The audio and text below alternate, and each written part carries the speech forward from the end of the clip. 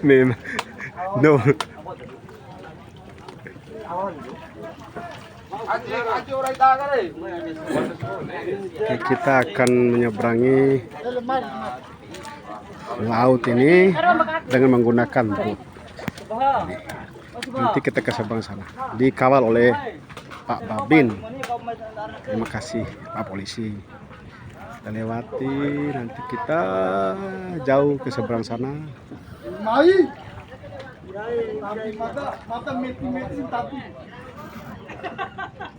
Babinnya sedang memanggil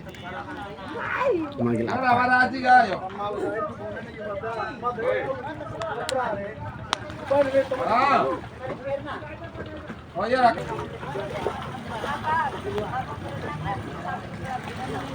Di Pelabuhan Satu ini namanya dermaga.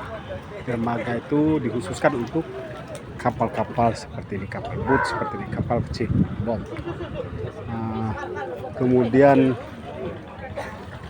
pelabuhannya di sini, pelabuhan di belakang. Ini untuk bersandarnya feri yang dari Labuan Bajo atau NTT.